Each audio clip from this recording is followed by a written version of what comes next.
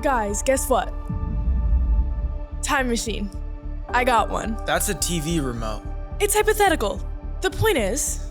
Can I use it first? I want to see what Dad looked like in high school. No. We're going back in time to make financial decisions and to prove a point. What's the point? That you would have made the wrong call every single time. I would not have made the wrong call. Today, we're going back in time. Fake money, real decisions, real consequences. Welcome to Triple the Money. I'm Emily. I'm Austin. I make good calls. I'm Brandon, and I still want to see Dad in high school.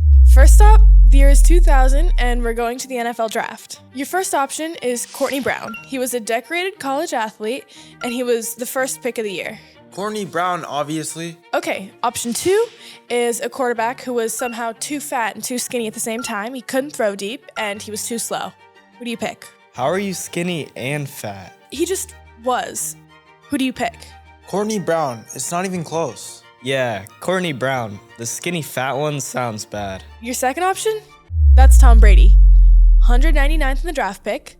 198 teams skipped out on him. Courtney Brown played 7 seasons, no Pro Bowl, and his career was mostly just derailed by injuries. Tom Brady? He won 7 Super Bowls. You pick Courtney Brown. I picked Courtney Brown. Okay, now we're going back in time. The year is 1984. We're going back to the NBA draft pick. Pick number 2 is Michael Bowie. That's not a person.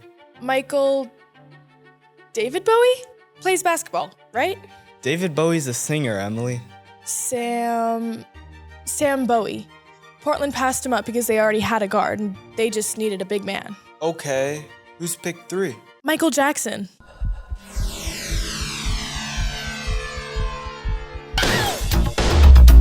Emily.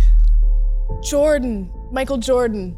Pick 3 for the Chicago Bulls. Portland passed on Michael Jordan? To take Sam Bowie because they needed a center and they already had a guard. It seemed reasonable. Okay, that is reasonable. Sam Bowie suffered stress fractures. He played 139 games in his career, and his career was basically ended by injury. Jordan won 6 championships, 5 MVPs, and was basically the greatest player who ever lived. They passed on Michael Jordan because they already had a guard? Calm down. Portland said that they already had that position covered. They don't need to go. And investors do this every day. We already have exposure in this sector. We don't need another one. And that's how you pass on Michael Jordan and end up with a Sam Bowie. Okay, so now the year is 2007. You have money to invest. Option 1 is the greatest smartphone on the planet. Every doctor, celebrity, and CEO has one. The company is worth over $60 billion. If every cool person has one, I'll take that. Yeah, that's the obvious pick. Option 2, a computer company came out with a new phone. It didn't have a keyboard and everyone laughed at it. Okay, so both of you, pick a company.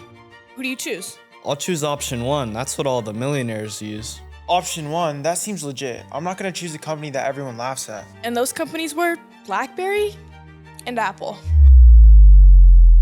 Wait, I'm switching to Apple. Same, Apple, obviously. What even is a BlackBerry? You guys both just said that BlackBerry was easy and obvious. Well, that was before you said the other company was Apple. This is the problem. Everyone switches after the information. In 2007, BlackBerry looked like the safe option and Apple looked like the gamble. That is exactly how every wrong call feels in the moment. What even happened to BlackBerry?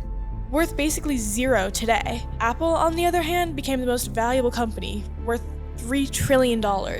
Whoa, $3 trillion? These next 2 aren't about missing the winner. They're about picking something that's completely fake. Oh no.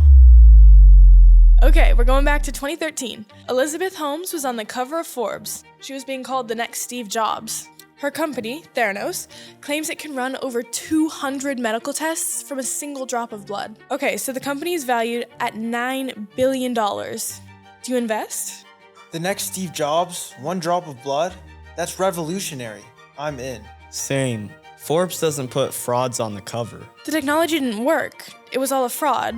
It was revealed in 2015 by a journalist, and she went to prison, and the company collapsed. Forbes put a fraud on the cover? Yup. Forbes put a fraud on the cover, and now your money is 0. Let's move on. Okay, let's fast forward to 2020. An electric truck company goes public. Within weeks, it's worth $30 billion. More than Ford, who've been making trucks for 100 years. All they did was release a video of their truck driving down the road. Okay, this one seems more legit. Well, actually, they just pushed the truck to the top of a hill, pushed it down, and filmed it. No engine, just gravity. The truck was just rolling? Yup. The founder was convicted of fraud, filed for bankruptcy in 2025, and its stock lost over 99% of its value. $30 billion on one rolling truck. And we were about to say it seemed legit. Well, they had a video, Austin. One more. This one's different. We're going back to the year 1997. This is an online bookstore, and you can invest $5,000. I love books. Okay, so you both put in $5,000, and by 1999, it was looking good. Your stocks were valued at $113 a share. Okay, nice. Then the dot-com bubble bursts. By 2001, your stocks dropped from $113 to $5.51. That's a 94% crash. I'm out. I'm absolutely out. That bookstore lost me $90 a share. Okay, Austin's out. Brandon, are you still in? I'm staying in. I love books. Now we're in 2006 and the company's been recovering, but then it drops another 56%. Investors are skeptical about whether the bookstore will ever be profitable. Still in. Okay, it's 2008 and the global financial crisis happens. Your stock drops another 60%. It falls over 25% in a single month. Ooh, okay. I'm still in though. I love books. Austin sold at the 94% crash, and Brandon survived all three crashes. Fast forward to today, that company is Amazon. Oh no. Your $5,000 from 1997, if you held through every single crash, would be worth $11 million today. Wow, Austin. You sold Amazon for $5.51. It's time to pick up a book like me. I didn't know it was. You sold Amazon. The bookstore lost 95%. I thought it was doomed. It was Amazon, Austin. And this is why picking is almost impossible. Even if you pick right, the crashes are real, and most people sell. Okay, so here's the pattern. A professor named Besenbinder studied nearly 100 years of US stock data. Only 4% of companies have driven every single dollar of wealth the market has created. The other 96% basically break even with a savings account. So most stocks are just Sam Bowie? Yep, most stocks are just Sam Bowie. And even professional fund managers, Harvard grads, MIT grads, people who do this full time, 95% of them fail to beat a simple index fund over 20 years. So even if you find the right company, you might sell when it drops down to 94%? And that's the real problem. It's not just picking right, it's holding through every crash, every article saying it's over, and every moment your brain tells you to sell. Almost nobody does it. So what should we actually do? Index fund, you buy one thing and you own a tiny piece of every single company in America. Apple, Amazon, Nvidia, all of them. When the next Amazon crashes, you barely feel any of it. When it comes back and turns 5,000 into 11 million, you get all the upside. So you can't miss the next Amazon because you already own it? And you don't have to white knuckle through every single crash alone. The index holds for you. We own the whole draft class. We get Jordan and Amazon automatically. We don't need to decide to sell when the bookstore drops 94%. Exactly. That's genuinely a relief. Here's the thing. 200 scouts passed on Tom Brady, and Portland passed on Michael Jordan because they already had a guard. BlackBerry laughed at the iPhone, Theranos was on Forbes, Nikola was rolling a truck, and Amazon looked like a dead bookstore before it turned 5,000 into 11 million. Only 4% of stocks have driven all gains since 1926. Even professionals with Harvard MBAs fail to beat the market 95% of the time.